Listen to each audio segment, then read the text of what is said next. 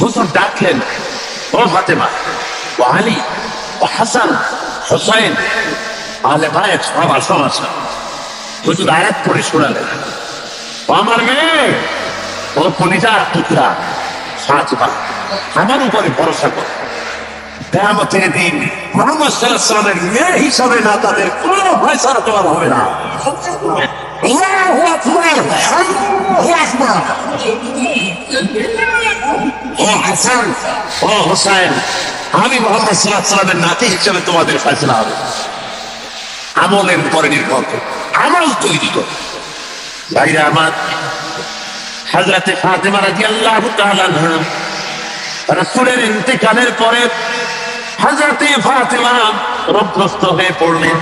হুজুর যখন মরজে মওতে মুবতালা হয়েছিলেন, ইন্তেকাল করবেন যে রাত্রে, হযরত ফাতেমা সকলের চাইতে বেশি করে কাঁদতেছিলেন যে আরে আমার তো আর কেউ রইল না। আমার নবী হযরতে ফাতেমাকে এত মহব্বত করতেন, কোন দিকে যাওয়ার সময় সকলের সাথে ফাতেমার সঙ্গে দেখা করতেন। কোন জায়গা থেকে আসলে সর্বপ্রথম হযরত ফাতেমার সঙ্গে দেখা করতেন। হুজুর বলতেন, ফাতেমা আমার কলিজার টুকরা, যে ব্যক্তি ফাতেমাকে কষ্ট দেয় সেজন্য আমার এই কষ্ট দিল। আল্লাহ নবী লক্ষ্য করে দেখতেন মৃত্যুর সময় সকলের চাইতে হযরত ফাতেমা বেকারার হয়ে গেছে, কাঁদছে কাঁদতে পাগলের মতো। হযরত ফাতেমাকে কাছে ডাকলেন, কানে কানে কি যেন বললেন। হযরত ফাতেমার কান্না বন্ধ হয়ে গেল। হযরত আয়েশা ফাতেমাকে ডেকে বলেন, মা, হুজুর তোমার কানে কি বলবো আর তোমার কান্না বন্ধ হয়ে গেল। হযরত ফাতেমা বলে, আব্বা আমার কানে কানে বললেন, মা তুই কান্দিস না, তোর চোখের পানি আমার সহ্য হয় না, কান্দিস না। আমি মরে গেলে পরে তোর সুখবর দিয়ে যাই, আমি মরবার পরে আমার সাথে সর্বপ্রথম তোমার সাথে আমার দেখা হয়ে যাবে। ইন্তেকালের 6 মাস পরে হযরত ফাতেমার ইন্তেকাল হয়ে গেল, মরজে মওতে মুবতালা হয়ে গেল হযরত মা ফাতেমা। ঘরের মধ্যে মৃত্যুর যন্ত্রণায় ছটফট করেন। হযরত আলীকে ডেকে বলেন, আলী রে, কোথায় আমার মওত হবে এখনই? ও আলী, আমার যদি মওত হয়ে যায় দিনের বেলায় আমার জানাজা করবা না, দিনের বেলায় বেশি লোককে খবর দিয়া জানাজা দিবা না, যেহেতু আমি পর্দায় ছিলাম সব সময়ের জন্য। আমার গায়ে কাপড় চোপড় চড়াইয়া মানুষের সামনে নিয়ে যদি জানাজা দাও, তাহলে লোকেরা অন্তত পর্দার ভিতরে বুঝতে পারবে নবীর মেয়ে ফাতেমা লম্বা চওড়া এতটা ছিল। আমাকে দেখাবো না, রাতের আজারে কয়েকটা লোকে আমার জানাজা করে আমার কবরে দিয়ে দিল। হযরত ফাতেমা ইন্তেকাল করলেন রাতে। হযরত আলী রাতের বেলায় খবর দিলেন লোকদেরকে, কিছু লোক হলো। হযরত আবু বকর কবর খোঁজার কাছে গেলেন, কবর খোঁজা হয়ে গেল। কবরের ভিতরে হযরত আবু বকর নিচে নেমে গিয়ে বলেন, কবর রে, তোর মধ্যে আজকারে রাখবো, তুই কি জানি কবর তোর ভিতরে আজকে না রাখবো? যিনি হলেন বেহেশতের সরদারিনী, বেহেশতের সমস্ত নারীদের সরদারিনী, খাতুনে জান্নাত মা ফাতেমা। কবর তার কবর, ফাতেমার সঙ্গে বেয়াদবি করবি না। কবরের থেকে কোনো আওয়াজ নাই। আমার হযরত আবু বকর বলেন, কবরের শোন, তোর ভিতরে যারা রাখবো তিনি হলেন সৈয়দে আসওয়াবে আহলিল জান্নাহ, বেহেশতের জওয়ানদের সরদার হযরত ইমাম হাসান হোসেনের মারে রাখবো। খবরদার বেয়াদবি করবি না, কোনো আওয়াজ নাই, কোনো খবর নাই। তারপরে হযরত আবু বকর আবার বলেন, কবর রে, শোন, তোর মধ্যে যারা রাখবো তিনি হলেন আসাদুল্লাহিল রানী, দুনিয়ার কাফিরদের জন্য প্রাণ করে আল্লাহ তাআলা পাঠাইছেন, সে আর আলীর স্ত্রী। খবরদার বেয়াদবি করবি না। কোনো জবাব আসে না। এইভাবে হযরত আবু বকর আল্লাহর চিৎকার দিয়ে কবরের মধ্যে তোর ভিতরে কার রাখবো জানি?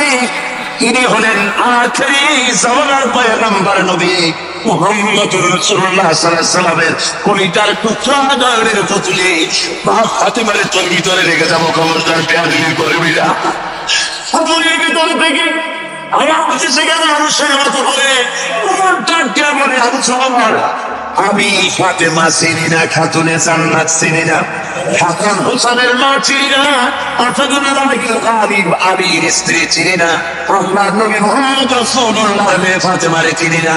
আমল যদি ভালো হয় জান্নাতের বিছানা কবরে বিছায় দেওয়া হবে, আর যদি আমল খারাপ হয় আমার কবরের মাটি পৃথিবীর এক প্রান্তে চলে যাবে, আর এক মাটি আর এক প্রান্তে চলে যাবে, দুই দিক থেকে দুই মাটি আমার খাঁচা করা হবে, মাটির সাথে জমের মতো বিছায় দেওয়া হবে। ভাইরা আমার, আল্লাহতে আবু জাহল চিৎকার মেরেছে বের হয়ে গেলেন, জীবনে আর সংসার করতে পারেন নাই। আমি বলি ভাইরা, এই জন্য এই দুনিয়ার বুকে কোন বুজুর্গ, কোন পীর, কোন মাওলানা সাহেবের উপরে নির্ভর করে থাকবেন না, জড়ি বাঁচাইয়া দিবেন। বাঁচাবে আপনার আমল।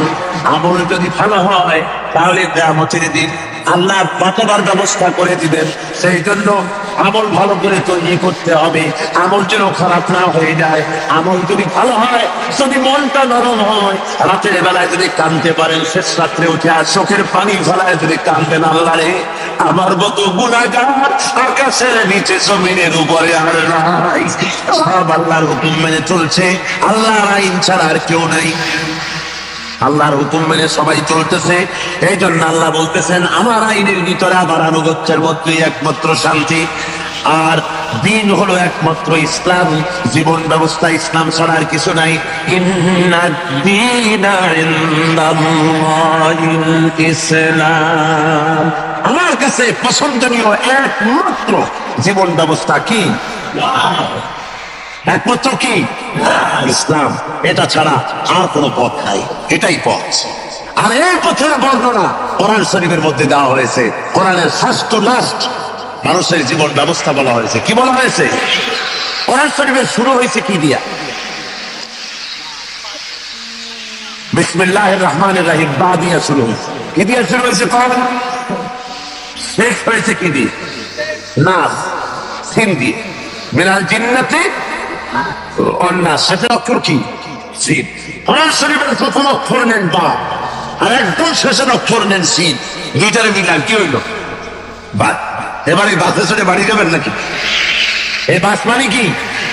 বাস মানে এনাফ, বাস মানে যথেষ্ট। আল্লাহ রাব্বুল আলামিন বলতে চাইলেন কোরআন শরীফের ভিতরে প্রথম পারা থেকে নিয়ে সূরা নাস পর্যন্ত যা বলে দিলাম, বাস, এনাফ, যথেষ্ট। মানুষের জীবনের জন্য যা দরকার, ব্যক্তি, পরিবার, সমাজ, রাষ্ট্রের জন্য সব কথা আমি বলে দিয়েছি। এনাফ হয়ে গেছে, যথেষ্ট হয়ে গেছে। কোন মানুষের জন্য, কোন দার্শনিকের জন্য, কোন জ্ঞানী ব্যক্তির জন্য এমন কিছু বাকি রাখি নাই যা মানুষের চলার জন্য আবার তৈরি করা লাগবে। অর্থনীতির ব্যাপারে, সমাজনীতির ব্যাপারে, রাজনীতির ব্যাপারে, পররাষ্ট্রনীতির ব্যাপারে, শিক্ষানীতির ব্যাপারে, মূলনীতি যা প্রয়োজন আমি আল্লাহ রাব্বুল আলামিন সব কোরআনে ঢুকায় দিয়েছি। যারা বলেন সুবহানাল্লাহ, সব এই কোরআন শরীফের মধ্যে বলে দেওয়া হয়েছে। সুতরাং আল্লাহ বলছেন এই দিক সম্পূর্ণভাবে আমি আল্লাহর জন্য করে দাও, নির্দিষ্ট করে।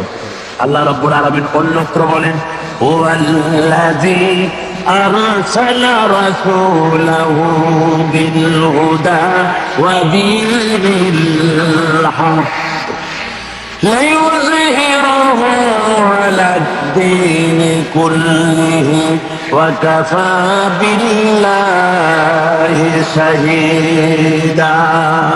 আল্লাহ বলেন আমি আমার রাসূলকে দ্বীন হক, সত্যের বিধান দিয়ে জমিনে পাঠিয়ে দিয়েছি। তার দায়িত্ব হলো মানুষের তৈরি করা আইন ও কানুনের উপরে আমার দিনকে বিজয়ী করে দেবেন, দায়িত্ব তার। নবীর জন্য এটা শোভনীয় নয় যে পৃথিবীর বুকে মানুষের তৈরি করা আইন চলবে আর নবী তার ভেতরে থেকে মসজিদে বসে আল্লাহ আল্লাহ করবে না। নবীর জন্য শোভনীয় নয়। এটা কি শোভনীয়? অনুরূপভাবে কোন মানুষের জন্য, কোন মুসলমানের জন্য এটা শোভনীয় নয় যে সে মসজিদে বসে জিকির করবে, আল্লাহ বিল্লাহ করবে, আর বাইরে শয়তানের রাজত্ব চলবে, দুশ্চরিত্রদের রাজত্ব চলবে। অর্থনীতি, রাজনীতি মানুষের তৈরি করা আইন দিয়ে চলবে, আর মুসলমানেরা শুধু নামাজ পড়বে, শুধু মিলাদুন নবীর মাস এলে পরে, রবিউল আউয়াল মাস এলে পরে, ইয়া নবী সালামু আলাইকা, ইয়া রাসূল সালামু আলাইকা, ইয়া হাবিব সালামু আলাইকা, তারপরে গরম গরম 10টা জিলাপি। আমরা যেন রসুলকে এই কথা বলতে চায়, হে রসুল আপনার যে কত ভালোবাসি, দেখেন না তাকে, ওই মদিনা থেকে তাকায় দেখেন কত ভালোবাসি আপনাকে। আপনার ভালোবাসায় উদ্বুদ্ধ হয়ে আমরা মিলাদ পড়েছি, আর আমাদের বাজারের যত মিষ্টি ছিল দাম বাড়াই দিয়া সব মিষ্টি আমরা খাইয়া ভালাইছি। এটা হলো মহব্বতের নমুনা। করে নাউযুবিল্লাহ। এখানে নয়, বরং হুজুর সম্পর্কে আল্লাহ বলছেন আমি রাসূলকে পাঠিয়েছি এই জন্য মানুষের তৈরি করা সকল মতবাদের উপর ইসলামকে গালিব করে দেবে। এই জন্য বাংলাদেশে ইসলাম গালিব আছে, ওনাদের আইন দিয়া বঙ্গভবনে চলে। আসতে বলেন কেন চলে? ওই একবার কি একজন বলল মঞ্চে দাঁড়ায়া, এত বছরের মধ্যে কিছু খাবার দিবার পারুন না। জনগণ দু হাত উঁচু করে বলল আমরাও না খাইয়া থাকুম। আল্লাহ বললেন আমিও দেহুম, তাহা তক না খাইয়া থাকতে পারো। ঠিক কিনা কর? না খাওয়ার পালা চললো। বাইরে না খাওয়া, রাস্তায় রাস্তায় মানুষ না খেয়ে মরেছে। ভুলে গেছেন? সরে কোন ভুলে গেছেন? জোরে করে মনে আছে না? নাই শ্রমতি মেয়েরা কাপড়ের অভাবে দাম পরিধান করে ইজ্জত ঢাকার চেষ্টা করেছে। খেতে খাবারের রাস্তার ধারে একটা কচু গাছও ছিল না, কলার ডগা চাবায় চেবায় মানুষে খেয়েছে। ঠিক কিনা কম? মানুষ যখন মানুষকে প্রভু মানে তখন আল্লাহর গজব নবী হয়ে যায়। খাওয়া জন্মের খাওয়া দেখি কেমন করে খাওয়াইতে পারে। ভাইরা আমার, আমি একবার ওই দেশ যখন স্বাধীন হয়ে গেল, ঠিক তার পরপরই ৭১-এর শেষ দিকে, আপনার ওই ৭২-এর প্রথম দিকে ওয়াজ মাহফিল আবার শুরু হলো বিভিন্ন জায়গায় তাফসীর। তো ট্রেনের ভিতরে বসা শুরু যে কিছু ওই একই কম্পার্টমেন্টে কিছু ছেলেবেলেরা বসা কি জানি কর কানে কানে আমারে শুনায়। অনেকক্ষণ পর আমি বললাম যুবকরা আমি তো একা, আমার সাথে কেউ নাই, তোমরা যে কি করো আমি তো মোটে শুনি না, একটু জোরে কর না। কয় না আপনারা শোনাবো না বলি তো আস্তে আস্তে বলি। তাই বললাম না ভাই আমি একা, একদম বলো না কি বলতেছো তোমরা। কয় যে নিতান্ত শুনছি, যদি চান তাহলে আসল কথা হলো আমরা যা চাইছিলাম তা পাইনি। তো বললাম কি চাইছিলাম? কয় যে চাইছিলাম একটি শোষণ মুক্ত সমাজ, চেয়েছিলাম মানুষের খায় খেয়ে পড়ে সুখে শান্তিতে বাস করবে, তার হইল। আমি বললাম বাবারা আর দরকার নাই, আর দরকার নাই, যদ্দূর হইছে এখন তোমরা একটু শান্তিতে থাকো। কয় কিরকম? আমি বললাম দেখো এই জমিনে একবার মানুষেরা ৪ পয়সা করে চাল খাইতে। কয় পয়সা করিয়া? বুড়োরা যারা আছেন তারা বলতে পারবে। ৪ পয়সা ৬ পয়সা করে চাউলের শেষ, হাতানা পাঁচানায় লুঙ্গি, ১.৫ টাকা ২ টাকায় শাড়ি। এটা কি আমি বানায় বলছি নাকি? আরে মেয়েরা যুবক মানুষ যদি কয় ঠিক তা তুমি কি দেখছিলেন? বুড়া মানুষের বড়টা দেখছি।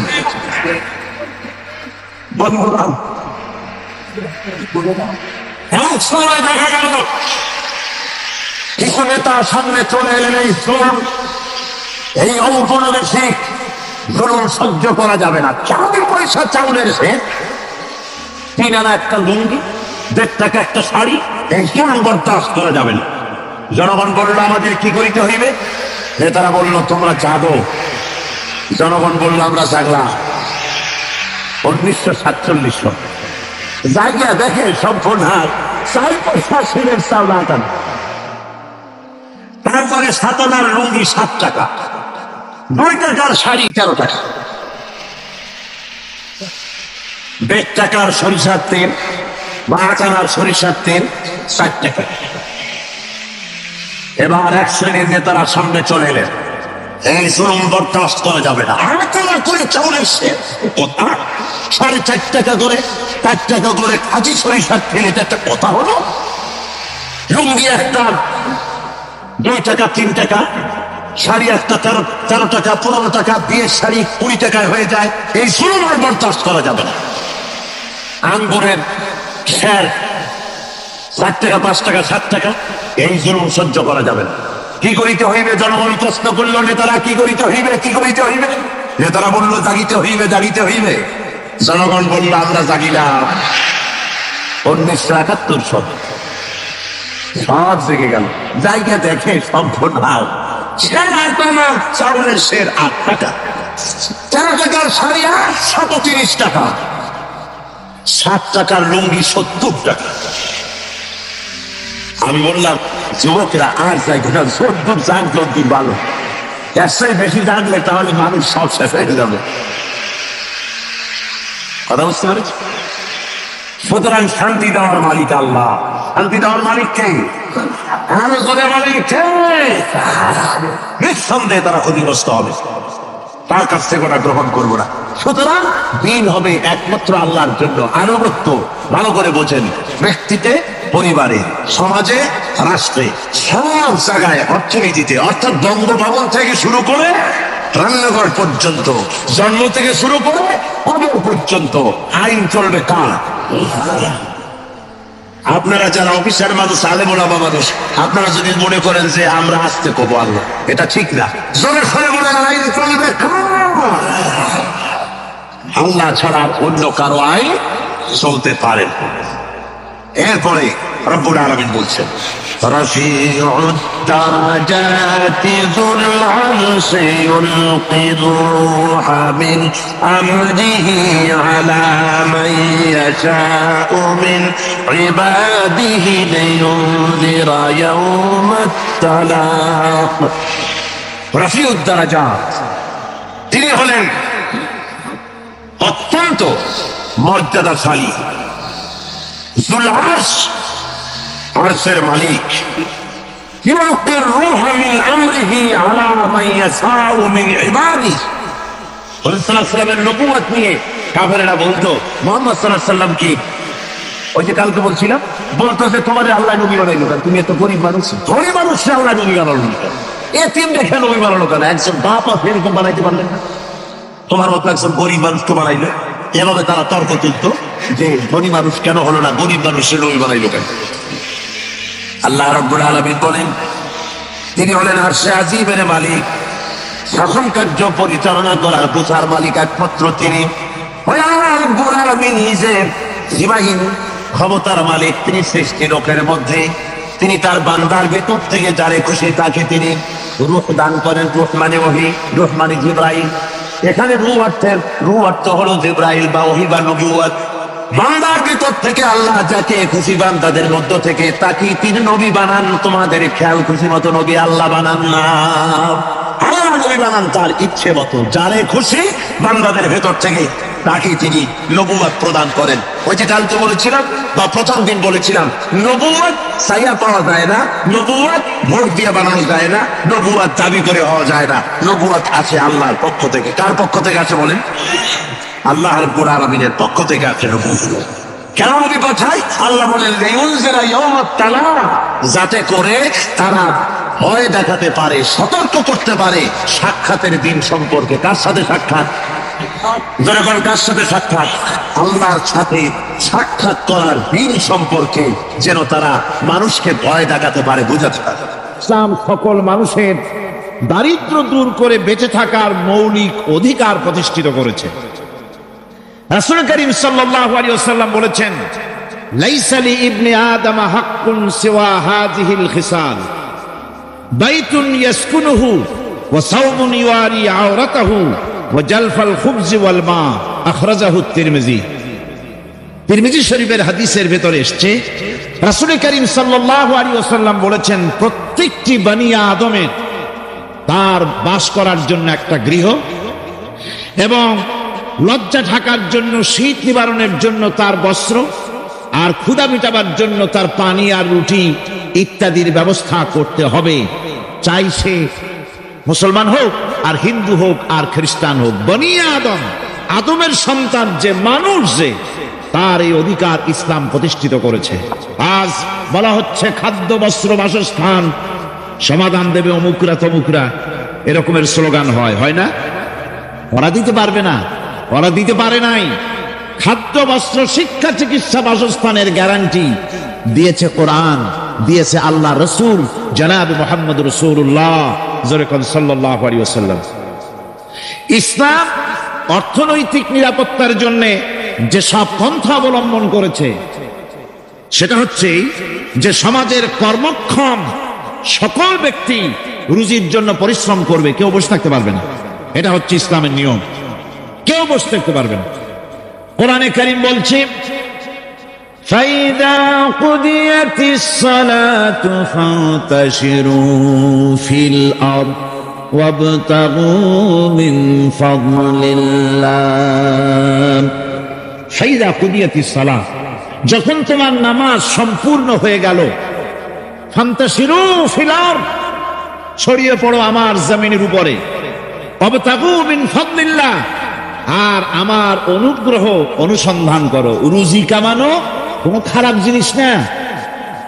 কেউ মনে করে সারাদিন বসে বসে আল্লাহর জিকির করব, কেউ দুনিয়াটারে ঝামেলা মনে করে জঙ্গলে চলে যেতে চায়। এটা নিয়ম না। আপনি বসে থাকতে পারবেন না, আপনাকে কাজ করতে হবে। রুজি কামাই করাটাকে কোরআনে কারিমে এতটা সম্মান দিয়েছে যেটাকে ফদলুল্লাহ বলা হয়েছে। ফদলুল্লাহ এটা আল্লাহর অনুগ্রহ, সুবহানাল্লাহ বলেন। এটাকে ফদলুল্লাহ বলা হয়েছে, এটা জিনাতুল্লাহ বলা হয়েছে। আপনি যে কাপড় চোপড় ব্যবহার করেন, এই কাপড় চোপড়ের ব্যাপারে আল্লাহ পাক প্রশংসা করেছেন, কাপড় চোপড় সুন্দর পড়তে বলেছেন। তারপরে রুজি রোজগার হালাল করতে বলা হয়েছে এবং রুজি কামাবার ব্যাপারে হালাল ভাবে রুজি কামাবার জন্য ইন্সপিরেশন দেওয়া হয়েছে কোরআন এবং হাদিসে। রাসূল করিম সাল্লাল্লাহু আলাইহি ওয়াসাল্লাম বলেছেন, আল কাসিবু হাবিবুল্লাহ, সহস্তে যে উপার্জন করে সে আল্লাহর বন্ধু। যে ব্যক্তি ঠেলা গাড়ি চালায়, কুলি মজুর রিকশা চালায়, নিন্দা নাই, তাকে নিন্দা করা যাবে না। রিকশাওয়ালাও একটা গুরুত্বপূর্ণ দায়িত্ব পালন করছে। কুমার, কামার, তাঁতি, জেলে, ধোপা, নাপিত সবাই কাজ করছে। প্রত্যেক কাজের সম্মান ইসলাম দেয়, সুবহানাল্লাহ।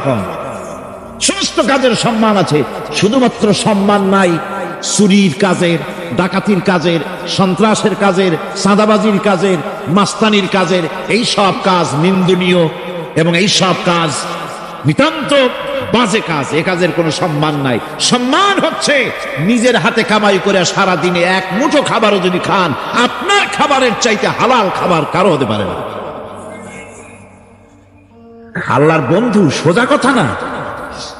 আল কাসিবু হাবিবুল্লাহ, সহস্র উপার্জনের এত বরকত।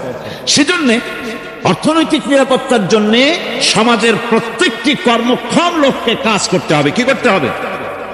নামাজ পড়া হয়ে গেছে, এখন আর বসে থাকা চলবে না। নেমে পড়ুন কাজের জন্য, আল্লাহর অনুগ্রহ অনুসন্ধান করুন। এরপরে আল্লাহ পাক বলছেন, আমার অনুগ্রহ রুজি কামাও, আর রুজি কামাবার সময় আযকুরুল্লাহ যিকরান কাসীরা লাআল্লাকুম তুফলিহুন। জিকির করবা আমার বেশি, আমার জিকির করবা। বলা হচ্ছে রুজি অনুসন্ধান করো, আর বলা হচ্ছে আমার জিকির করো।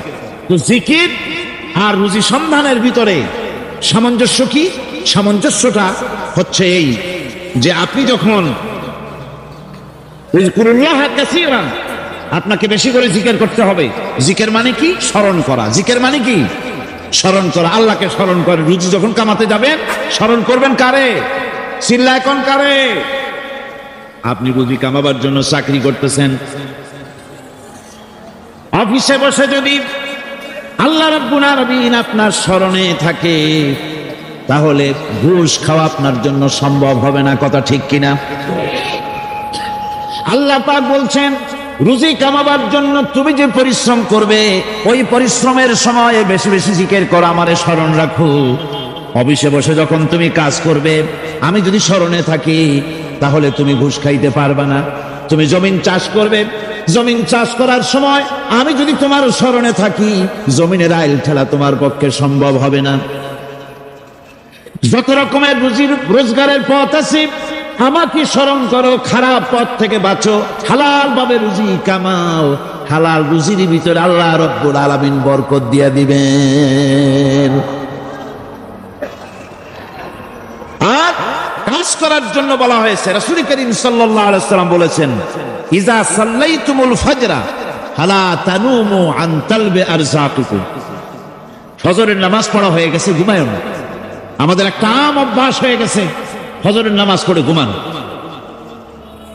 হাদিস শরীফে বলা হচ্ছে ফজরের নামাজ পড়া হয়ে গেছে, ঘুমায়ও না, রুজি তালাশ করো, রিজিক তালাশ করো, নিজের সাহায্য করো, অন্যকে সাহায্য করো, নিজের সংসারের জন্য কাজ করো, অন্যের জন্যও করো। হালাল ভাবে রুজি কামাই করে বউকে একটা ব্লাউজ কিনে দিয়েছেন, একটা শাড়ি কিনে দিয়েছেন, বাচ্চাকে ক্লাসের বই কিনে দিয়েছেন, বাজার থেকে মাছ তরিতরকারি কিনে অক্ষম ব্যক্তিদেরকে সহযোগিতা করবে। যারা নাকি উপার্জন করতে পারে না ওই জাতীয় লোকদেরকে তারা সহযোগিতা করবে। ওয়ায়াকফুলু গানিয়ুহুম ফাকিরাহুম, সেই সমাজের যারা নাকি সামর্থ্যবান তারা রোজগার করবে এবং গরিবদেরকে সহযোগিতা করবে। আল্লাহর নবী বলেছেন সে ব্যক্তি মুমিন নয়, সে ব্যক্তি মুমিন নয়, সেই ব্যক্তি মুমিন নয়। সাহাবায়ে কিরাম হতচকিত হয়ে উঠলেন, প্রশ্ন করলেন নবীজি কোন ব্যক্তি মুমিন নয়? আল্লাহর নবী বলেন যেই ব্যক্তি পেট পুরে আরাম করে ঘুমায় গেল এ কথা জানার পর, যে তার প্রতিবেশী না খেয়ে শুয়ে আছে, ক্ষুধার যন্ত্রণায় কাতরাচ্ছে, এ কথা জানার পরে যেই মুসলমান ব্যক্তি আরাম করে পেট ভরে খেয়ে ঘুমায় সে কখনো মুমিনের দাবি করতে পারে না, মুমিন হতে পারে না। কত বড় কথা! ইসলাম মানুষকে তাগিদ করেছে তার প্রতিবেশীর উপরে লক্ষ্য রাখার জন্য, তার প্রতিবেশীকে লক্ষ্য রাখার জন্য, গরিব মানুষের প্রতি লক্ষ্য রাখার জন্য। রাসূল করিম সাল্লাল্লাহু আলাইহি ওয়াসাল্লাম বলছেন আইয়ু রাজুলিন মাতা দিয়ান বাইনা আগনিয়ায়ে ফাকাদ বারিয়াত মিনহুম জিম্মাতুল্লাহি ওয়া রাসূলুহু। আল্লাহর নবী বলেন কোন ধনী ব্যক্তিদের মাঝে কোন গরিব প্রতিবেশী যদি না খেয়ে মারা যায় তাহলে ওই এলাকার বিত্তশালী লোকদের সাথে আল্লাহর সমস্ত সম্পর্ক, রাসূলের সব সম্পর্ক ছিন্ন হয়ে যায়। সমস্ত নবীদের দায়িত্ব ছিল ভালো কাজের আদেশ করবেন, অন্যায় কাজে মানুষকে প্রতিবন্ধকতার সৃষ্টি করবেন। এটা হলো রাসূলের দায়িত্ব। আল্লাহ তাআলা বলছেন এটা উম্মতের দায়িত্ব। কুনতুম খায়রা উম্মাতিন উখরিজাত লিন-নাসি তা'মুরুনা বিল মা'রুফি ওয়া তানহাউনা আনিল মুনকার। কুনতুম খায়রা উম্মাতিন, তোমরা শ্রেষ্ঠ জাতি। কে বলতেছেন? বলেন সবাই। কাদেরকে বলতেছেন? আমাদেরকে। বলেন কাদেরকে? এই মুসলিম মিল্লাতকে আল্লাহ বলছেন তোমরা শ্রেষ্ঠ জাতি। আহারে, আল্লাহ বললেন শ্রেষ্ঠ জাতি, আর আমি হইলাম দুনিয়ার মধ্যে সব থেকে কপাল পোড়া জাতি, ঠিক না? আজকে পৃথিবীতে সব থেকে লাঞ্ছিত, বঞ্চিত, নিগৃহীত, হোমলেস, স্টেটলেস, সম্মান নাই, মর্যাদা নাই কোন জাতি? এই মুসলমান। অথচ আল্লাহ বলছেন কুনতুম খায়রা উম্মাতিন উখরিজাত লিন-নাস, তোমাদেরকে আমি পৃথিবীতে প্রেরণ করেছি শ্রেষ্ঠ জাতি। তোমরা খায়রে উমাম এবং ইমামে আকওয়াম, শ্রেষ্ঠ জাতি এবং জাতি সমূহের নেতা তোমরা। সুবহানাল্লাহ বলে আলহামদুলিল্লাহ। আমাদের দায়িত্ব মানুষকে ভালো কাজের আদেশ দেবে, অন্যায় কাজ থেকে ফিরিয়ে রাখবে। আমরা কি তা করি? আপনার চোখের সামনে একটা যুবক ছেলে সোনার চেন পরেছে গলায়, এই চরম শীতের দিনেও সামনের ৩-৪টা বোতাম খুলে রাখে যাতে লোকেরা বোঝে উনি একটা কিছু ঝুলাইছে। এটা যখন আপনি দেখেন, আপনি কি তাকে নিষেধ করেন যে বাবা এই সোনাটা তোমার জন্য নয়, পুরুষের জন্য, এক রত্তি সোনাও হারাম। তুমি তো সোনার চেন পরো নাই, তুমি জাহান্নামের আগুনের শিকল পরেছ। এই চেনটা খুলে তোমার মাকে দিয়ে দাও, বউ থাকলে বউরে দিয়ে দাও, বোন থাকলে বোনেরে দাও, কেউরে না দাও বাক্সের মধ্যে ধুয়ে দাও। যেদিন বউ পাইবা সেই দিন বউয়ের গলায় ঝুলাই দিবে। আলামিরুনা বিল মারুফ, ভালো কাজের আদেশ করেন, অন্যায় কাজ থেকে ফিরাবার চেষ্টা করেন। একটা মানুষও যদি ভালো বানাইতে পারেন কিয়ামতের দিন হতে পারে এইটা আপনার জান্নাতে যাওয়ার জরিয়া হয়ে যাবে। একটা মানুষ। নূহ আলাইহিস সালাম আল্লাহর পয়গম্বর কত বছর বেঁচে ছিলেন? আলফা সানা ইল্লা 50, 50 বছর কম 1000 বছর। কত হয়তো হবে? 950 বছর বেঁচে থেকে হেদায়েত করতে পেরেছিলেন মাত্র 40 জন অথবা 80 জন। অথচ উম্মতে মুহাম্মাদি সাল্লাল্লাহু আলাইহি ওয়াসাল্লাম রাসূলের উম্মতের হাতে হাজার হাজার অমুসলিম ইসলাম কবুল করতেছে, বেনামাজি নামাজি হচ্ছে। আল্লাহু আকবার। তা আপনার কথায় যদি একটা লোক ভালো হয়, আপনি কত সওয়াব পাবেন চিন্তা করেন তো। কাজটা হচ্ছে নবীর, কাজটা হচ্ছে উম্মতের। এখন এই কাজটা হচ্ছে প্রত্যেকটি মুমিন পুরুষ আর নারী। আল মুমিনুনা ওয়াল মুমিনাতু বা'দুহুম আউলিয়াউ বা'দ ইয়া'মুরুনা বিল মা'রুফি ওয়া ইয়ানহাউনা আনিল মুনকার। মুমিন পুরুষ আর মুমিন নারী তারা হলো পরস্পরের বন্ধু। সুবহানাল্লাহ। মুমিন পুরুষ আর মুমিন নারী পরস্পরের বন্ধু। তাদের কাজ কি? ইয়ামুরুনা বিল মারুফ, মানুষকে শুধু ভালো কাজ, সুন্দর সুন্দর কাজ করার জন্য তাদেরকে উৎসাহিত করবে, আর অন্যায় কাজ যত আছে সবগুলিকে বাধা দিয়া অন্যায় থেকে মানুষকে ফিরাবে। এটা হলো উম্মতের কাজ, জাতির কাজ। আল্লাহ তাআলা বলছেন কাজটার এতই গুরুত্ব, নবী করবে, উম্মতে করবে, প্রত্যেক মুমিন মুমিনাত করবে, তারপরে এটা দলেরও কাজ। ওয়ালতাকুম মিনকুম উম্মাতুন ইয়াদউনা ইলাল খায়র। প্রত্যেকটি এমন একটা দল থাকতেই হবে তোমাদের মধ্যে, যে দলটির কাজ হবে মানুষকে ওয়ায়ামুরুনা বিল মারুফ ওয়া ইয়ানহাউনা আনিল মুনকার, মানুষকে ভালো কাজের আদেশ করবে, অন্যায় কাজ থেকে ফিরিয়ে রাখবে। উলাইকা হুমুল মুফলিহুন, এরাই সফল কাম হবে।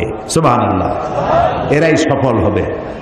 এরপরে আল্লাহ তাআলা বলছেন কাজটা শুধুমাত্র রাসূলের নয়, শুধুমাত্র উম্মতের নয়, শুধুমাত্র মুমিন মুমিনাতের নয়, শুধুমাত্র দলের নয়, কাজটা রাষ্ট্রেরও। ওই যে সূরা হজের আয়াত আগেই পড়েছি, ওইখানে এই পয়েন্টও আছে। আল্লাযীনা মাক্কান্নাহুম ফিল আরদ আকামুস সালাত ওয়া আতাউজ যাকাত ওয়া আমারু বিল মারুফ ওয়া নাহাউ আনিল মুনকার। রাষ্ট্রের কাজ হলো নামাজ প্রতিষ্ঠা করবে, যাকাত আদায় করবে। যাকাত কে আদায় করবে? রাষ্ট্র। রাষ্ট্র যাকাত আদায় করতে পারবে ওই সরকার, যাকাত আদায় করতে পারবে যে সরকার নামাজ প্রতিষ্ঠা করবে। নামাজ প্রতিষ্ঠা করবেন না আর যাকাত আদায় করবেন, সুবিধাবাদ জিন্দাবাদ, এইটা ইসলামে নাই। চারটা কাজ, চারটা কাজের 3টা করবেন, আপনি যাকাত আদায় করার অধিকার রাখেন সরকার। আর 4 কাজের 3 কাজ করবেন না, শুধু পয়সা কামাই করবেন যাকাতের নামে, আর এগুলা কি দিয়ে কি করবেন কোনো হিসাব থাকবে না, এইটা চলবে না। রাষ্ট্রের কাজ হলো 1 নম্বর কাজ, নামাজ আদায় করবে, নামাজ প্রতিষ্ঠা করবে, যাকাত আদায় করবে। যাকাত আদায় করলে কি হবে? যাকাত আদায় করলে এনজিওরা যে কামটা করতেছে সর্বনাশ, এই সর্বনাশটা এনজিওরা করার সুযোগ পাবে না। এনজিওরা কি সর্বনাশ করে? এনজিওরা সর্বনাশ করে সমস্ত ব্যাংক তার সুদের রেশিও হচ্ছে, প্রফিটের রেশিও হচ্ছে 15 থেকে 17%, আর সমস্ত এনজিওদের সুদের পার্সেন্টেজ হচ্ছে 35 থেকে 45%। আপনি যদি 1000 টাকা নেন, আপনার নামে 850 টাকা আপনাকে দিবে, 150 টাকা সার্ভিস চার্জ আগেই রেখে দেবে, লেখা হবে 1000 টাকা দেওয়া হয়েছে। আর কিস্তি পরিশোধ করতে হবে প্রতি সপ্তাহে সপ্তাহে, দিতে দিতে কয়েক হাজার দেওয়ার পরেও ওই প্রথম 1000 টাকা শেষ হবে না। এনজিওরা সুযোগ নিয়েছে, যাকাত আদায় করেন না বলে এই সুযোগটা তারা নিয়েছে। আর যদি গভর্নমেন্ট যাকাত আদায় করে, আমরা একটা জরিপ চালাইছি, একটা জরিপের মাধ্যমে জানতে পেরেছি বর্তমান বাংলাদেশে যদি যাকাত গভর্নমেন্ট আদায় করে, তাহলে মিনিমাম 12,000 কোটি টাকা প্রতি বছর যাকাত আদায় হতে পারে। 12,000 কোটি টাকা। আর রয়েছে ওয়াকফ স্টেট। ওয়াকফ স্টেটের নামে লক্ষ লক্ষ একর জমিন, ভ্যালুয়েবল জমিন ভোগ করতেছে মুতাওয়াল্লিরা বিভিন্ন জায়গায়। আমরা সে ধরনের যারা এই কাজটি করবে তাদেরকে আমরা সুবিধা সুযোগ দিয়ে এই কাজটি করার জন্য সহযোগিতা করতে ব্যর্থ হয়েছি। এরপরে কোরআন বলছে এই কাজটি প্রত্যেক ব্যক্তি। হযরত লোকমান তার ছেলেকে বলছেন, ইয়া বুনাইয়া আকিমিস সালাতা ওয়া আমুর বিল মারুফি ওয়ানহা আনিল মুনকার ওয়াসবির আলা মা আসাবাক ইন্না যালিকা মিন আজমিল উমুর। হে প্রিয় বৎস, নামাজকে প্রতিষ্ঠা করো, আকিমিস সালাত ওয়া আমুর বিল মারুফ, ভালো কাজের আদেশ করো, আর সমস্ত অন্যায় কাজ থেকে মানুষকে ফিরাও। ওয়াসবির আলা মা আসাবাক, আর এই কাজ করতে গেলে বিপদ আসবে, সেই বিপদে ধৈর্য ধারণ করবা। আপনি যখন মানুষকে ভালো কাজের আদেশ করবেন, অন্যায় কাজ থেকে ফিরতে বলবেন, সে তখন আপনার বিরুদ্ধে ক্ষেপে আসবে। আমরা মানুষকে আল্লাহর জান্নাতের দিকে ডাকি, ঠিক না? এই যে 3 দিন ডাকলাম, 3 দিন কথা বললাম, আমার বাপের কথা বলছি, ফরিদউদ্দিন চৌধুরী সাহেব তার দাদার কথা বলছে, কোন মৌলানা সাহেব তার গোষ্ঠীর কথা কইছে, কার কথা বলেছি? আমি আল্লাহর দিকে। আর যারা আমাদেরকে বরদাস্ত করতে পারে না, তারা বলে এগুলো স্বাধীনতা বিরোধী। আমরা আল্লাহর দিকে মানুষকে ডাকি কোরআনের পন্থায়। ওরা কয় যে কোরআনের অপব্যাখ্যা করে। ওরে জিজ্ঞেস করা দরকার, বাবা তুমি কি ব্যাখ্যা জানো? ব্যাখ্যা জানলে না তুমি অপব্যাখ্যা বলতে পারো। তুমি তো ব্যাখ্যাই জানো না, তুমি তো কোরআন পড়তেও জানো না। তুমি কি সূরা ফাতিহা পড়তে পারো? এই যে মাতবাড়ি করো, বড় বড় ফিচার লেখো, কলামিস্ট লন্ডন থেকে লিখে লিখে পাঠায়, তারপরে এখান থেকে লেখে, কত টাকার বিনিময়ে লেখো, কেউ টের না পাইল, একজন টের পান। তিনি কে? তিনি কে? আল্লাহ রাব্বুল আলামিন। সুতরাং আমাদেরকে মানুষকে ভালো কাজের জন্য আদেশ করতে হবে এবং অন্যায় কাজ থেকে ফিরাতে হবে। হযরত লোকমান বলছেন এই কাজটা করতে গেলে বিপদ আসবে, এই কাজটা করতে গেলে বিপদ আসবে, সে তোমারে বাধা দেবে, এই যে আজে বাজে কথা বলবে। তখন ওয়াসবির আলা মা আসাবাক, যখন বিপদ আসবে বিপদে ধৈর্য ধারণ করবা। হযরতে ইমাম গাজ্জালি তার ইহইয়া উলুমুদ্দিন কিতাবের মধ্যে লিখেছেন, সবর শব্দটা আল্লাহ তাআলা কোরআন শরীফে 70 বার ব্যবহার করেছেন। আল্লামা ইমাম ইবনে কাইয়্যিম তিনি তার কিতাবে লিখেছেন, আল্লাহ তাআলা কোরআন শরীফে সবর শব্দটি 90 বার এনেছেন। ধৈর্য ধরলেই তুমি এর সুফল পাবে। তোমার গালি দিলে গালির জবাব গালি দিয়ে দিও না, ইদফা বিল্লাতি হিয়া আহসান, তুমি মানুষের মন্দের জবাব ভালো দিয়ে দাও, তাহলে তোমার দিকে লোকেরা আকৃষ্ট হবে। কোন জোশের কথা শুনলেই ইসলামের শত্রুরা সাবধান, ভেঙে ফেলবো, ঠ্যাং উল্টাই দেবো, এইগুলো কি স্লোগান আপনারা দেন? দরকারটা কি? কোন শত্রু নাই, সবাইকে বন্ধু বানান। তো মানুষকে আপনি বুঝাবেন। আমি একবার লন্ডনে এক বাড়িতে দেখলাম সিলেটি ভাষায় ইনজিল শরীফ। আমি তো অবাক হয়ে গেলাম যে আল্লাহ জিবরাইল দিয়ে সিলেটে আবার ইনজিল বানাই।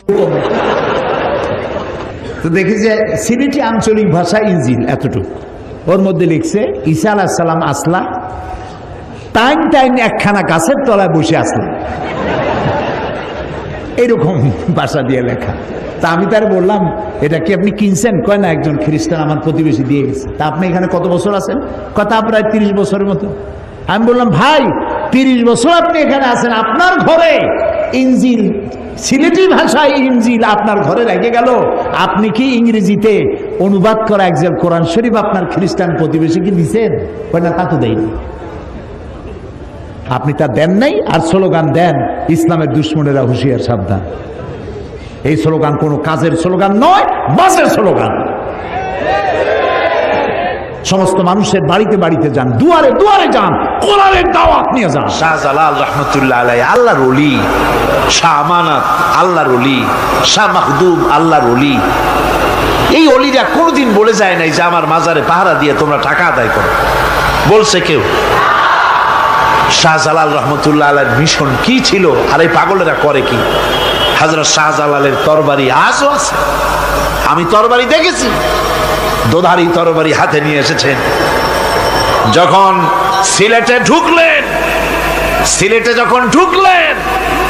গৌর গোবিন্দ তার সব কিছু, তিনি আজান দেওয়ালেন। আজান শোনা মাত্র মূর্তিগুলো কাঁপতে লাগলো।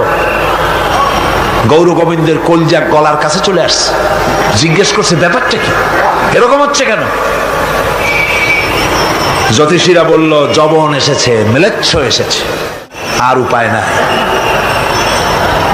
শাহজালাল রহমতুল্লাহ আলাইহি তিনি বসলেন গেটের কাছে, এবার সব পালাচ্ছে।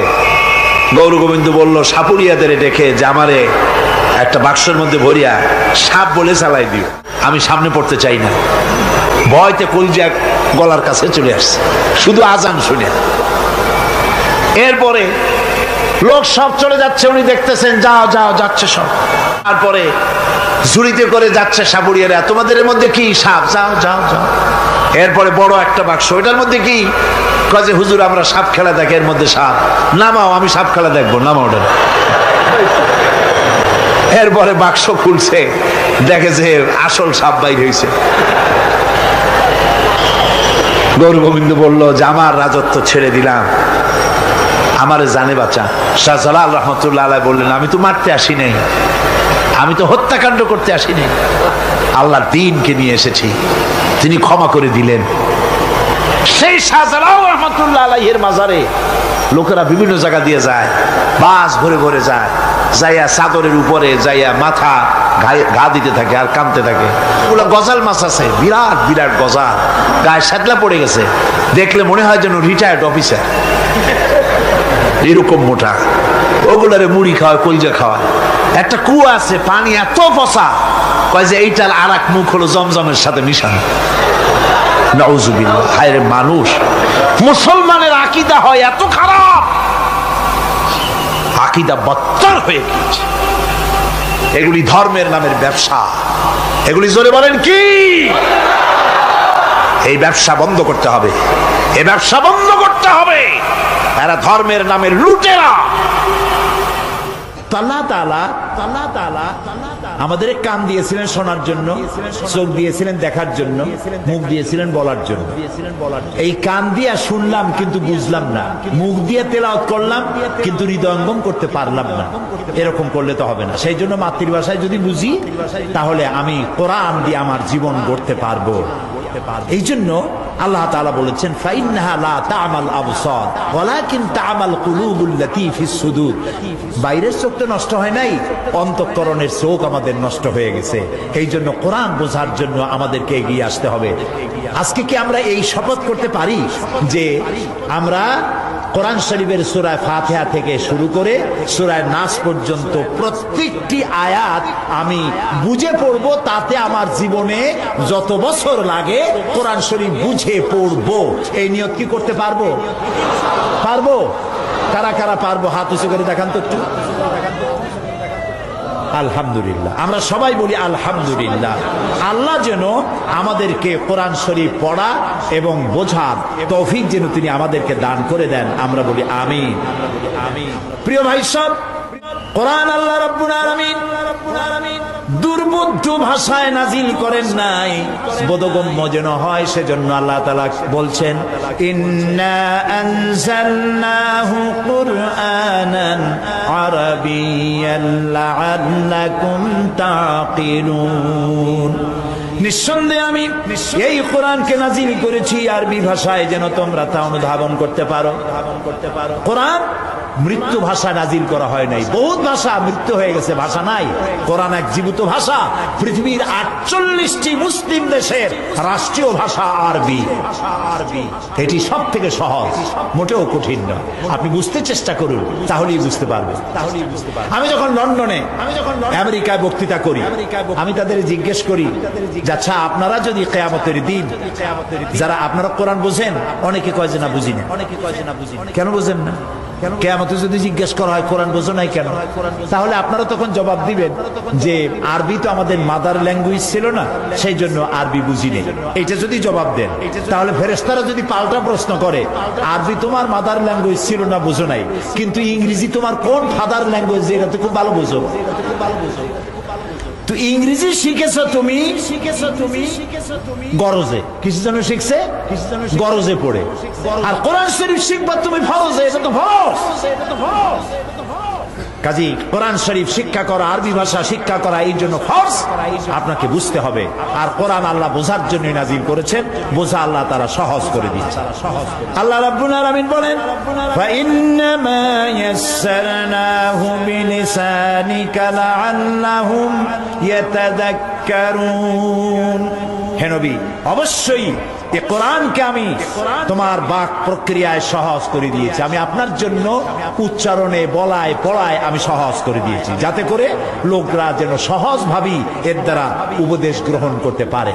সুতরাং সেই কোরআন আমাদের কাছ পর্যন্ত এসেছে নবী করিম সাল্লাল্লাহু আলাইহি সাল্লামের কাছে থেকে, এবং এই কোরআন অবিকল ভাবে আমাদের কাছে আছে, যেমনটি রাসূলের কাছে এসেছিল এ পর্যন্ত কোনো পরিবর্তন হয় নাই। হয়েছে নাকি? ভবিষ্যতে হবে? আলহামদুলিল্লাহ। কঞ্জোরে শোনো, কোরআনের যথাযোগ্য মর্যাদা আমরা যেন দিতে পারি, আমরা বলি আমিন। কবি মাহের আল কাদরি ভাষায় কোরআন যেন নিজেই আল্লাহর দরবারে আজ ফরিয়াদ করছে।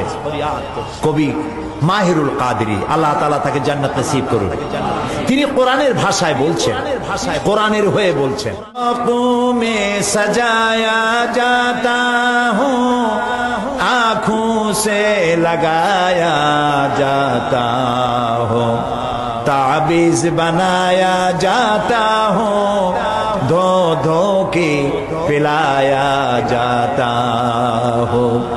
আমি কোরআন আমারে তাকের উপরে সাজায় রাখে, আমারে চোখের উপরে লাগায়, বুকের উপরে লাগায়, আমারে তাবিজ বানাইয়া পানির মধ্যে ধুয়ে ধুয়ে খায়। তাই করি না আমরা? তাই করছি না? তাই করছি না?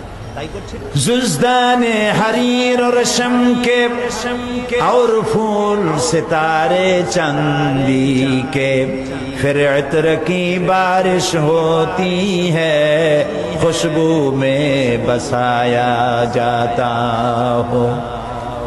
রেশমের কাপড় দিয়ে আমারে জড়ানো হয়, ফুল এবং চাঁদি দিয়ে আমাকে সাজানো হয়, খুশবু দিয়ে আতর দিয়ে আমাকে সুন্দর করে রাখা হয়। কিস বজ্ম মে মেরা জিক্র নেহি, কিস উরস মে মেরি ধুম নেহি, फिर भी मैं अकेला रहता हूँ, मुझसा कोई मजलूम नहीं। এমন কোন সভা আছে যেখানে আমার উদ্ধৃতি দিয়ে বক্তৃতা করা হয় না? এমন কোন অনুষ্ঠান আছে যেখানে আমাকে নিয়ে ধুমধাম করা হয় না? এরপরেও আমি একলা থাকি, আমার চাইতে মজলুম কেউ নাই। পৃথিবীর ভিতরে কোরআনের চাইতে মজলুম কিতাব দুনিয়ায় আর নাই। পৃথিবীতে সবাই যা পড়ে বুঝে পড়ে, একমাত্র কোরআন যা মানুষ না বুঝে পড়ে। পড়েন ইন্না লিল্লাহি ওয়া ইন্না ইলাইহি রাজিউন। কত বড় বিপদ, কত বড় মুসিবত আমাদের জন্য। কোরআন শুধু পড়ি, বুঝি। কোরআন যদি বুঝতাম আমাদের তকদির ভালো হয়ে যেত, আমাদের তকদির ভালো হয়ে যেত। এই অবস্থা আমাদের থাকতো না। আমার হৃদয়ের সবটুকু আবেগকে উজাড় করে দিয়ে বলবো, প্রিয় ভাইয়েরা বোনেরা, আসুন কোরআন বুঝে পড়ি, কোরআন বুঝে পড়ি। স্লোগান হোক এবছরের, কোরআন পড়ি, কোরআন বুঝি, কোরআন দিয়ে সমাজ গড়ি। বলেন কোরআন পড়ি, কোরআন বুঝি, কোরআন দিয়ে জীবন আর সমাজ গড়ি। আল্লাহ যেন তৌফিক আমাদেরকে দান করেন। প্রিয় ভাই সব গৃহ শিক্ষক, কোচিং ক্লাস, এসব শিক্ষকের বেতন 4 থেকে 5,000 টাকা প্রতি মাসে, তাও সপ্তাহে প্রতিদিন আসবে না। এটা কি বানায় বলতেছি না? ঠিক। আর কোরআন শিখাতে যারা রাখছেন তার বেতন 600 টাকা, তা আবার 3 মাস বাকি। কাজী কোরআন তো শিখবে না, আনাকুম জানাকুম, কোরআন শিখবে না। কত বড় অবহেলা! বিজ্ঞান শিখাবার মাস্টারকে দিলেন 5,000 টাকা, আর আল্লাহ কোরআন যে শেখাতে এলো তারে দিলেন 500 টাকা। কপাল ফুটবে না ঠিকই, কপালে আপনার শস্য ফুল ফুটবে। হায়রে কিসমত, হায়রে দুর্ভাগ্য জাতির। কোরআন শিখাবে কি? নামটাও মুসলমানি নাম রাখতে রাজি না। টেলিভিশনে যে সমস্ত নাম শোনে, নাটকে নাম শোনে, সাগর হোসেন, বাতাস খাতুন, অক্সিজেন বেগম, এসব হাবিজাবি নাম, ইসলামী নাম পছন্দ হয় না। ইসলামী নাম যদিও আরবি মনে করলে ইসলাম হয় না। একজনে তার ছেলের নাম রাখছে রামিম। আমার জিজ্ঞেস করলো, হুজুর ছেলের নাম তো তুই রামিম, সুন্দর হয়েছে না? আমি বললো খুব সুন্দর হয়েছে। পাইছেন কই? কোরআন শরীফে। রামিম মানে কি জানেন? কথা তো জানি না। রামিম মানে হচ্ছে পচা কলা। ছেলের নাম তুইছে রামিম, কোরআন শরীফে আছে। যেটা আপনাকে জানতে হবে, আরবি হলেই হবে না, অর্থবহ হতে হবে। তা আপনি ছেলের নামটাও পছন্দ করেন নাই, ভালো নাম দেন নাই, কোরআন শিখান নাই, কোরআন জানে না। এরপরে জানাজা, মরে গেলেন, মরার পরে জানাজা দেওয়ার জন্য আলেম একজন দাওয়াত করে আনতে হলো, লক্ষ কোটি টাকা খরচ করে ছেলেকে শিক্ষিত করেছেন, কিন্তু কোরআন শিখান নাই। জানাজা পড়া তো দূরের কথা, জানাজা নিয়তও জানে না, জানাজার দোয়াও জানে না, পেশাব করে পানি নিতে হয় তাও জানে না। ওই অবস্থায় প্যান্ট সর্বনাশ করছে, বাপ মরছে, উজু করে এসে দাঁড়ায় গেছে, ইমামের পিছনে দাঁড়ায় গেছে, আল্লাহু আকবার, যা আছে বাবার কপালে হোক। আহারে, আপনার ছেলেটা যদি আলেম হইতো, দারুল আমানে দিতেন। মাদ্রাসা শিক্ষা তো আমরা এই পর্যায়ে নিছিলাম আলহামদুলিল্লাহ বলেন আগেই। মাদ্রাসা শিক্ষক পরিষদ যুদ্ধ করেছে ময়দানে, ফাজেলকে ডিগ্রির মান, কামেলকে মাস্টার্সের মান দেওয়ার জন্য ময়দানে লড়াই করেছি আমরা। আল্লাহর মেহেরবানি পার্লামেন্টে পাস হয়ে গিয়েছে। এখন আপনি মাদ্রাসায় ছেলে যদি দেন, অঙ্ক, বিজ্ঞান, ইতিহাস, কম্পিউটার সাথে কোরআন হাদিস বোথ সাইড কমপ্লিট করবে। এখানে শুধু আধুনিক শিক্ষা দেবেন, ওখানে ইংরেজি, অঙ্ক, বিজ্ঞান, ইতিহাস শিখবে, কোরআন কিছুই শিখবে না। এখন আবার শুনতেছি ক্লাস 8 পর্যন্ত ধর্মীয় শিক্ষা বাধ্যতামূলক নয়, এটাকে অপশনাল করা হবে, ঐচ্ছিক করা হবে। তাও কয় ঠিক, আন্দাজে কথা কইেন, বুঝিয়া কথা কইেন। এখন ক্লাস 1 থেকে শুরু করে ক্লাস 8 পর্যন্ত যে ছেলে কোরআন পড়লো না, ক্লাস 8 এর পরে ক্লাস 9 এ উঠে সেই ছেলেকে আপনি আলিফ জবর বা জবর বা শিখাইতে পারবেন? বলেন পারবেন? তাহলে এইটা চক্রান্ত, ধর্ম থেকে মানুষকে দূরে রাখার জন্য, কোরআন থেকে দূরে রাখার একটা বিরাট চক্রান্ত। আরো একটা চক্রান্ত, সেটা হচ্ছে কিন্ডারগার্টেন স্কুল এবং নার্সারি গ্রুপ, প্লে গ্রুপ, এগুলি কিভাবে চক্রান্তের উদ্দেশ্যে বানানো হয়েছে আমি তা বলতে চাই না, কিন্তু চক্রান্ত দেখা যাচ্ছে। ছোট্ট ছোট্ট বাচ্চাগুলির ক্লাস হলো সকাল 7টায়, বাচ্চা ক্লাসে যেতে হবে। ওর যা গায়ের ওজন তার থেকে ওর বই আর ব্যাগের ওজন বেশি। সকালবেলায় উঠে গিয়ে বাচ্চা কান্দে, আমি যাব না, জোর করে মা নিজে গিয়ে ক্লাসে দিয়ে আসে। বড়দের ক্লাস 11টায় আর বাচ্চাদের ক্লাস সকাল 7টায়। আমি বুঝি না কোন মগজ এখানে কাজ করতেছে তাদের। অথচ এই বাচ্চাগুলিকে সকালবেলায়, আমরা যখন জওয়ান ছিলাম, কিশোর ছিলাম, তরুণ ছিলাম, মুরব্বি ভালো বলতে পারবে, আপনাদের দাড়ি পাকা আছে তারা বলতে পারবেন, বাংলাদেশের প্রত্যেক ঘরে ঘরে ফজরের পরে কোরআন শরীফ তেলাওয়াত করা হতো। এমন কোন ঘর নাই যেখানে কোরআন তেলাওয়াত করা হইতো না ফজরের পরে। বলেন আপনারা? কিন্তু দুইটা দিক দিয়ে সেই তেলাওয়াত বন্ধ করা হয়েছে। 24 ঘন্টা টেলিভিশনের চ্যানেলগুলি খোলা। আমার দেশের কোন চ্যানেল বর্ডার পার হতে পারবে না, কিন্তু বর্ডার ক্রস করে পানির স্রোতের মতো নগ্ন ছবি আসতেই থাকবে। রাত 12টা 1টা। যে বিষয় বোঝা উচিত 14-15 বছর বয়স হলে যে বিষয় বোঝা দরকার, সেই বিষয় বোঝে 5-6 বছর বয়সে। এইসব হাবিজাবি ছবি দেখতে দেখতে রাত 2:30 3টা বেজে যায়, তারপরে ঘুমাইতে যায়, এরপরে সকাল 7টায় উঠে চলে গেল স্কুলে। তাহলে এই ছেলে তো কোরআন শিক্ষার সময় পেল না। কথা কি মাথায় ঢোকে? যদি ঢোকে, চোখ দিয়া পানি পড়বে না, রক্ত পড়া উচিত চোখ দিয়া।